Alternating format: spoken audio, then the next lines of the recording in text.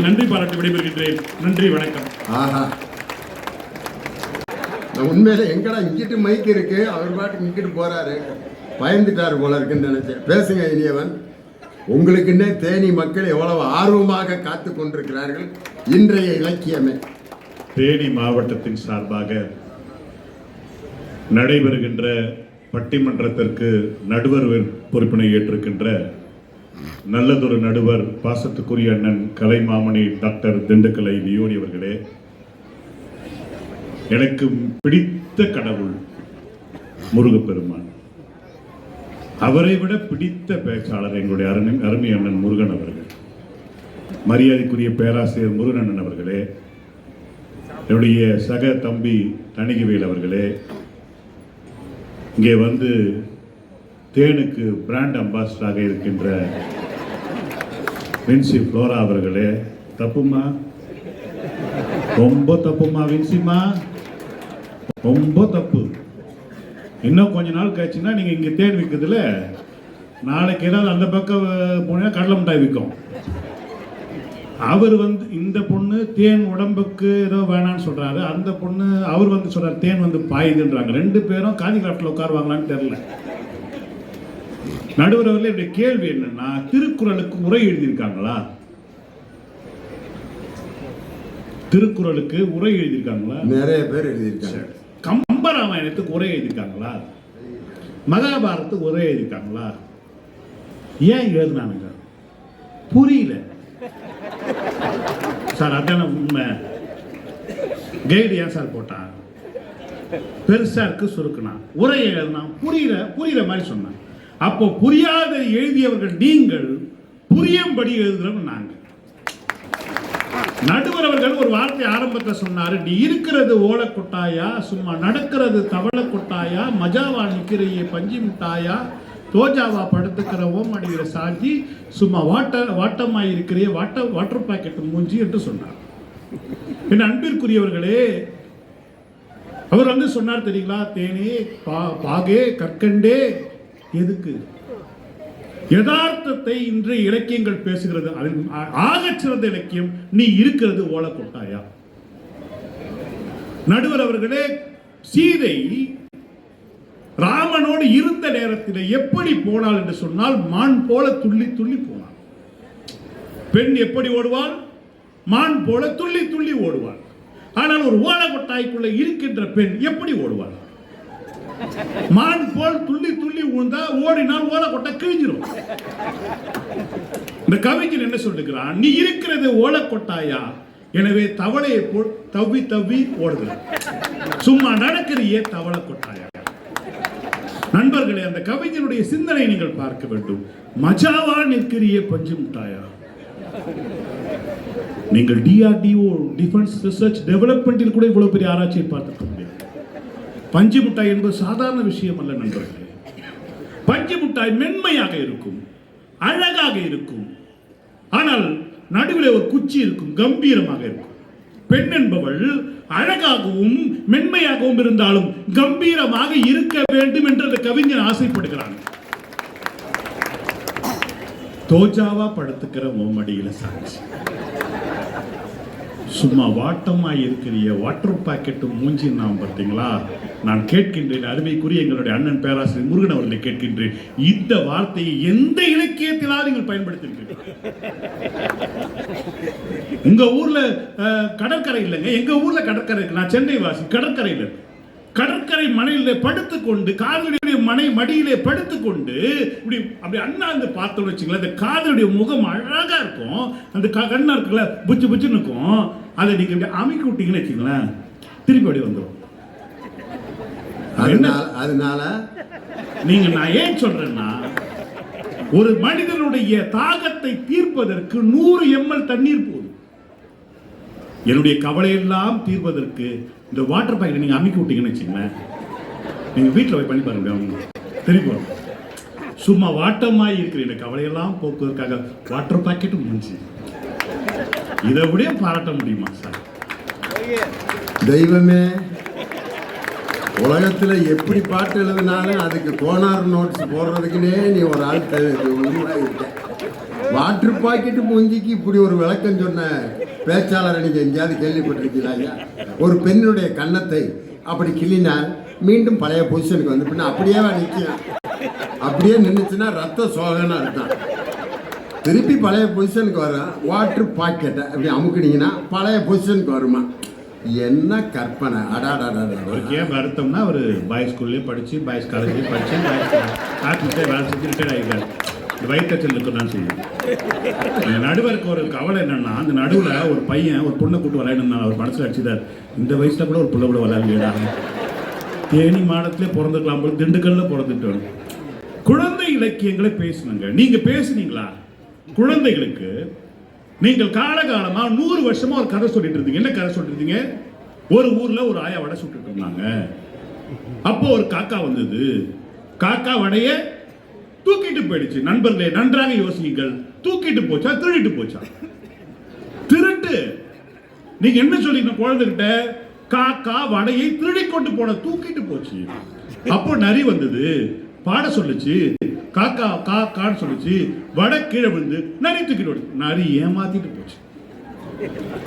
இந்த மாவட்டத்து பக்கத்து மாவட்டத்தை சேர்ந்த சேவியர் என்ற ஒரு எழுத்தாளன் எழுதுகிறார். நண்பர்களே, இந்த கதையை, இந்த காக்கா பாட்டி வடை சுட்ட கதையை, காக்கா கான்னு சொன்ன உடனே வடை கீழே விழுந்தது, நரி ஏமாற்றி விட்டு ஓடியது. அப்போ அந்த கேப்ஷன் எழுதுறார், நீதி, கதையின் நீதி, திருடப்பட்ட பொருள் திருடப்படும். கதையை முடிக்கல, அதான் பெரிய விஷயம். மறுநாள் திரும்பவும் காக்கா திருடுகிறது. நரி வந்து திரும்பவும் பாட சொல்லுகிறது. காக்கா வடைய கால் கீழே வச்சுட்டு காக்கா என்று சொல்லுகிறது. கதையின் நீதி, ஒரு தடவை ஏமாந்தவன் சும்மா ஏமாற மாட்டான்.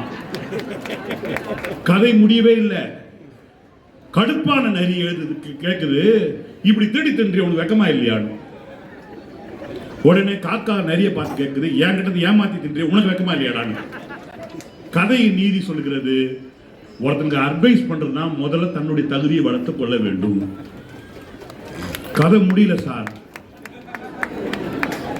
அப்போ 2 பேரும், சாரி நண்பா, சாரி தப்பு, ஆனா எனக்கு ஒரு டவுட் ஒன்று இருக்கு. இந்த ஆயா எப்ப பார்த்தாலும் அழுதுன்னு ஏன் வடை சுடுது? அந்த பாட்டி ஈரச்சுள்ளியிலே வடை சுட்டு கொண்டிருக்கிறார். நரி கேட்கிறது, காஞ்ச சுள்ளி எங்க இருக்கும்? மரத்தினுடைய உச்சியிலே இருக்கும். அப்போ நான் உடைச்சி போடுறேன், நம்ம 2 பேரும் எடுத்துட்டு போய் பாட்டி கிட்ட சொல்லி சாரி சொல்லிட்டு கொடுத்துட்டு வரலாம். 2 கொண்டு போய் பாட்டியிட மன்னிப்பு கேட்ட, திருட்டுக்கு மன்னிப்பு கேட்ட போது பாட்டி சொன்னாங்க, பரவாயில்ல சாமி, நீங்க தானே என் புள்ள பாரி, இந்த ஆளுக்கு ஒரு வடை. அப்படி பாட்டி கொடுக்கிறார். 2 பேரும் வடையை சாப்பிட்டுட்டே வராங்க. நடந்து வரும்பொழுது நரி காக்காட்ட கேட்குது, எப்படா மச்சான் இவ்வளவு நாள் இல்லாம இன்னைக்கு வடை டேஸ்ட் ஆகுது? அப்ப காக்கா சொல்லுகிறது, உழைச்சு சாப்பிட்டா எல்லாமே நல்லா இருக்கும்டா.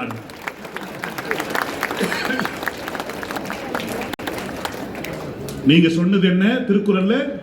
தற்காத்து தற்கொண்டார் பேணி தகை சார்ந்த சொற்காத்து சோவிலார் பெண். ஏன் ஆணுன்னு எழுத வேண்டியதானே? ஏன் பெண்ணுக்குள்ளவே சுத்துறீங்க? பழைய பழமொழியெல்லாம் பாருங்களேன். சேலை மேல முள்ளு பட்டாலும், முள்ளு மேல சேலைப்பட்டாலும் சேதாரம் சேலைக்கு தான். நான் இப்ப ஒரு புது பழமொழி கேட்கிறேன். வேட்டி மேல முள்ளு பட்டாலும், வேட்டி மேல சேலைப்பட்டாலும் கிழிகிறது வேட்டி தானே. ஏண்டா சேலை தான் கிழியணுமா? எப்படி திட்டமிட்டு பழமொழியில கூட எவ்வளவு தெளிவா சிந்திச்சு வச்சிருக்கான் பாருங்க. அப்படியே பக்கத்தை சொல்லுங்க. அவ்வளோத்தையும் பேசிட்டு முன்னு உட்கார்ந்துறாரு பாருங்க. ஆசைக்கு ஒரு பெண்ணும் ஆஸ்திக்கு ஒரு ஆணு. ஆசைக்கு பெத்து போட்டு பிச்சை எடுக்க விடுறது. அதை சொத்தை அந்த பிள்ளை பேர்ல எழுதி அவர் பேர்ல எழுதிக்கிடுவாங்களாம். எப்படி எப்படிலாம் திட்டம் போட்டு பெண்களை மடக்கி வச்சிருந்திருக்கான் பாருங்க. குறுந்தொகையில ஒரு கதை சொல்றாங்க. இவர் பேராசிரியர் முருகன் என்ற கற்றுக்கிட்டது தான். கணவன் இறந்த தாய்க்கு மனைவி குரங்கு மலையோட உச்சியில போயிட்டு, அதுக்கு முன்னாடி அதோட பிள்ளைங்களாம் கொண்டு போய் புருஷன் சொந்தக்காரங்கிட்ட சேர்த்துட்டு, புருஷன் இழந்த சோகம் தாழ முடியாமல் மலையோட உச்சியில போய் நின்று அங்கிருந்து விழுந்து செத்துருமா. ஏன் இந்த குரங்குக்கு பொம்பளை குரங்குக்கு இன்னொரு கல்யாணம் பண்ணி வச்சா என்ன கேடு? கேட்டா குரங்கு கூட கல்யாணம் பண்ண மாட்டீங்களா? மனுஷங்களை தான் பண்ண விட மாட்டீங்க. என்னுடைய கேள்வி என்னன்னா, இதை என் தாய் நினைத்திருந்தாள். எங்க அப்பா இறக்கும் போது நாங்க 4 பசங்க. என் தாய் ஒண்ணுமே படிக்காதவ, அந்த அம்மாக்கு அவங்க அம்மா பேர் மே மாசம் ஏற ஆரம்பிச்சாங்கன்னா டிசம்பர் மாசம் முடியும். அவ்வளவு நேரம் எழுதுவாங்க 2 எழுத்த. எதுக்கு எடுத்தாலும் படிக்கடா படிக்கடா படிக்கடா அந்த அம்மா சொல்லிட்டே இருக்கும். 4 பிள்ளைகளையும் புருஷன் இறந்த பிறகு கூட 4 பிள்ளைகளும் படிக்க வைத்து அரசாங்க உத்தியோகத்துல உட்கார வைத்து நிம்மதியா உட்கார்ந்தவள் என் தாய். ஒருவேளை இவங்க குறுந்தொகையை கேட்டிருந்தாங்கன்னா எங்க அம்மா 4வது மாடியில போய் உட்கார்ந்துட்டு ஐயோ எங்க வீட்டுக்காரர் இறந்துட்டாரு நானும் குறிக்கும். கொலகார பாவிகளா, ரொம்ப சாக விடாத இனியவா. இல்ல எழுதுறதெல்லாம் மாத்தி மாத்தி எழுதிட்டு வந்துட்டு இங்க வந்து பேசுறது. நடுவர் அவர்கள் இந்த மாவட்டத்தில் நிறைய பேர் துபாய்க்கு போயிருப்பாங்க இல்லையா? நிறைய பேர் போயிருப்பாங்க. நான் பார்த்துருக்கேன் அண்ணன் கூட நிகழ்ச்சி போகும்போது. ஒருத்தர் துபாயில இருந்து ஊருக்கு வரான். அவன் பிறந்த குழந்தை அவன் முன்னாடி கர்ப்பமா இருக்கும்போது துபாய்க்கு போயிருக்கான். பொண்ணு 3 வயசு ஆகுது. பொண்ணு காது குத்தணும் மொட்டை அடிக்கணும் வர்றான், ஊருக்கு வரான். வந்த உடனே நேரா வந்து பிள்ளைய தூக்க போற அந்த குழந்தை பயப்படுது. இவன் யாருன்னே தெரியல. அப்பாடா அப்பாடா அப்பாடா அப்பாடா கிட்ட போவே இல்லை. அது சொல்றான் அப்பா சொல்லு. அவன் பொண்டாடி சொல்றான் அப்பாடி அப்பான்னு சொல்லு, சொல்ல மாட்டான். ராத்திரி மெதுவா ஊருக்காரெல்லாம் சொல்றான் என்னப்பா துபாயில பெட்ரோல் பங்க் ஓனராம. நம்ம ஆளுங்க பண்ற மிகப்பெரிய தப்பு துபாய்க்கு போனோம்னா அங்கிருந்து ஒரு கார் மணி ஒரு போட்டோ எடுத்து போடுறது. நம்ம பையன் உடனே மாப்பிள்ள துபாய்க்கு போனோன்னே ஃபெராரி கார் வாங்கிட்டாரு. ஃபெராரி ஓனர் வந்து பிச்சு விடுவான். அவனே கஷ்டப்பட்டு கிடக்கிறான். அந்த எல்லாத்தையும் அவன் சொல்லியிருக்காங்க மாப்பிள்ள துபாயில் பெட்ரோல் பங்க்லாம் வச்சுருக்காங்க. ராத்திரி பொண்டாடிட்டு சொல்கிறான் சத்தியமாக சொல்கிறேன்டி நான் துபாயில் பெட்ரோல் பங்க்கில் வேலை செய்கிறேன். இப்போ அது கூட இல்லை, எங்கள் பெட்ரோல் பங்க் ஓனரோட பிள்ளைகளை நான் பார்த்துக்கிறேன். நான் தான் பார்த்துக்கிறேன். நீ எல்லா பிள்ளைங்களை கழுவுறது முழுவதெல்லாம் நான் தான் பார்த்துக்கிறேன். ஆனால் அந்த பிள்ளைங்கள்கிட்ட பாசப்படுறது என் பிள்ளைக்கு இல்லை. இல்லையா ஒன்று வந்துடும் சொல்லிடுவா. அந்த நாள் வருகிறது நண்பர்களே. அந்த குழந்தை மொட்டை அடிக்கும் போது அப்பான்னு சொல்லல, அலறுது ஓடுது. கடைசி அவன் பிரிஞ்சு போறான், ஊருக்கு போறான். அப்பவும் அழுகுறான் அவன். நான் பெத்த பிள்ளை என்ன வந்து அப்பான்னு சொல்லியேன்னு சொல்லிட்டு காரில் இருக்கிறான். இப்பாவது அப்பான்னு சொல்ல அவங்க அம்மா அடிக்கிற அப்பான்னு சொல்லு, சொல்ல மாட்டேங்குது குழந்தை. கார் புறப்படுது. கண்ணீரோட விமானத்தில் உட்கார்றான். விமானம் துபாய் விமான நிலையத்தில் போய் இறங்குறது. கார்ல ஏறுறான். அவன் வேலை செய்கின்ற வீட்டுக்கு உள்ளே போகின்ற கதவு திறக்கிறது. அந்த குழந்தைகள் எல்லாம் ஓடி வந்து யாபி யாபி என்று அரபியில கத்துகிறது. யா அபி என்ற அரபு சொல்லுக்கு யோ என் தகப்பனே என் தகப்பனே அந்த குழந்தைகள் கூப்பிடுகிறது என்று வைரமுத்து கதைகள் என்ற ஒரு புத்தகத்தில் எழுதுகிறார்.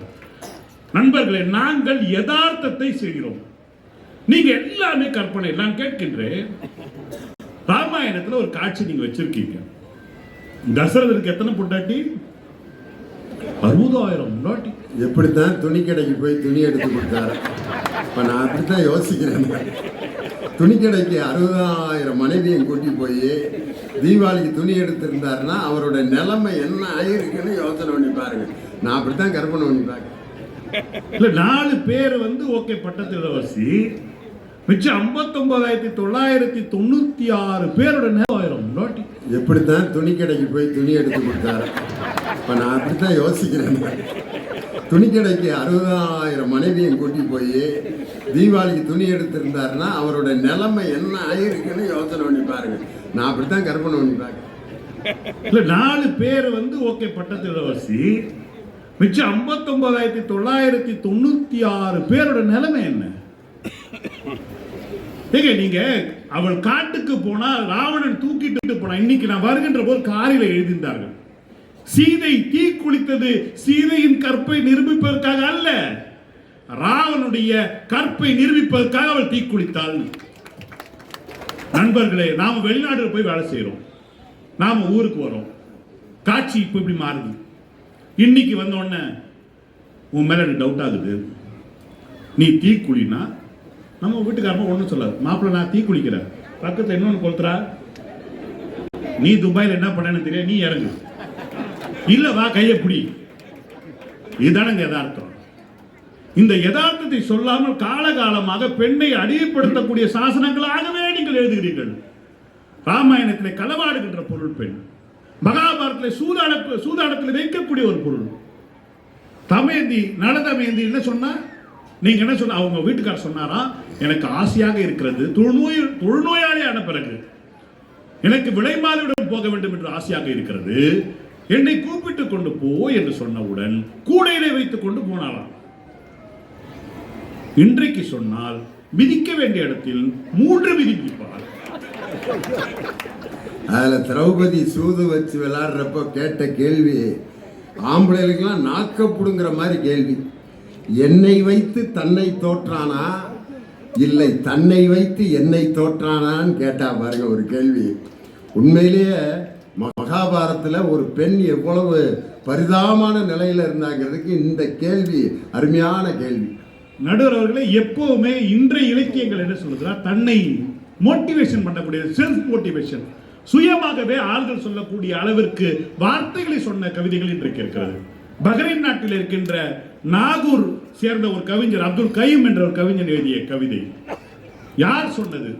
அதிகம் படித்தது கேரளா என்று. ஆனா போங்கப்பா, எங்க ஊர்ல காப்பியே டிகிரி காப்பி தான். எவ்வளவு தெனாவட்டம் பார்த்தீங்களா? நான் ரொம்ப ரசித்த கவிதை அவருடைய கவிதையில வாழ்வியலை நாங்க திரும்ப திரும்ப என்ன சொல்றோம்னா, நான் பார்க்கின்ற எங்க அண்ணன், நான் பார்க்கின்ற எங்க ஐயா, நான் பார்க்கின்ற எங்க அக்கா, அவருடைய வாழ்வியலை சொல்லிச்சா. உங்களுடைய கற்பனைகள் எல்லாமே இருக்குது, ஆனா யதார்த்தத்தை ஒன்று சொன்னார். அவர் பேருந்துல ஏறுகிறார். அந்த கவிஞர் பார்க்கிறார், ஒரு பொண்ணு வந்து இஞ்சி மரப்பா வைக்கிறார். கவிதையுடைய தலைப்பை இஞ்சி மரப்பான். பேருந்து வண்டியில் படிக்க வேண்டிய வயதில் இஞ்சி மரப்பா விற்க வந்தால் இத்துணூண்டு சிறுமி. இதை சாப்பிட்டால் வாந்தி, பித்தம், மயக்கம், பசி, அஜீர்ணம் எதுவுமே வராதாம் என்று பேசியதை பழகியதை ஒப்பித்தாள். எனக்கு இதில் எதுவுமே இல்லை, இருந்தும் கொஞ்சம் வாங்கினேன். எனக்கு பசி கூட இல்லை, உண்மைதான். ஆனால் அவளுக்கு பசிக்கும் இல்லையா என்று முடியும். இந்த கருணை கொஞ்சமாவது உங்களுக்கு நெஞ்சில ஈரம் இல்லாம, சார் ஒரே ஒரு செய்தியை சொல்லி நான் நிறைவு செய்கின்றேன். வீட்டில் அப்பா வந்து வேலை செஞ்சு வந்து டயர்டா உட்காருவார். நாம உட்காருவோம் இல்லையா? அப்ப பொண்ணு காலேஜ்ல இருந்தோ, காலேஜே வச்சுக்கோ, காலேஜ் முடிச்சு வேலைக்கு போற பெண்ணோ வந்த உடனே அவர் அப்படியே தரையில உட்காந்துப்பாரு. அந்த பொண்ணு இந்த சோஃபால உட்காந்துட்டு, அப்பா காலாமுக்குப்பா சொல்லிட்டு காலை தூக்கி வைக்கும் அவர் மடியில. அப்போ உடனே அவரு, என் சாமி குடுறா, இவருக்கு வலிக்கும், ஏற்கனவே உடம்புல தான் உட்காந்துக்கிறாரு. இவர் வலிச்சிடும் போது அப்படியே அப்படியே அமைக்கிட்டே விட்டே அப்படியே சாஞ்சிட்டே இருக்கும். அங்கிருந்து ஒரு குரல் சமையல் கட்டுல இருந்து, ஏன் உன் பொண்ணு தான் அமுக்குயா? காலையில இருந்து நானே கஷ்டப்பட்டு நாய் மாதிரி கஷ்டப்பட்டு ஏன் காலை அமுக்கு?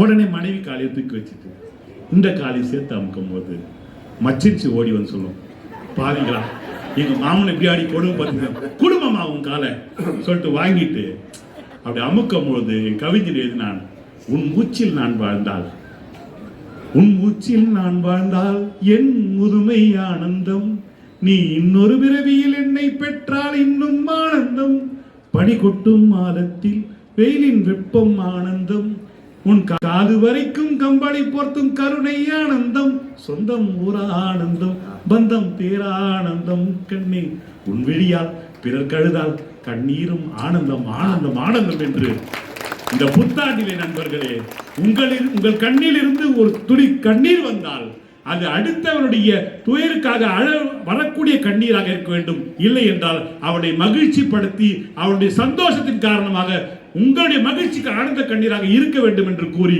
இன்றைய இலக்கியங்கள் யதார்த்தத்தை பேசியது. பண்டைய இலக்கியங்கள் எல்லாம் கோணார் உரையை நம்பியே இருக்கிறது என்று கூறி வாய்ப்பளித்த நல்ல உள்ளங்களுக்கு நன்றி பாராட்டி விடைபெறுகின்றேன். நன்றி, வணக்கம். ஆஹா,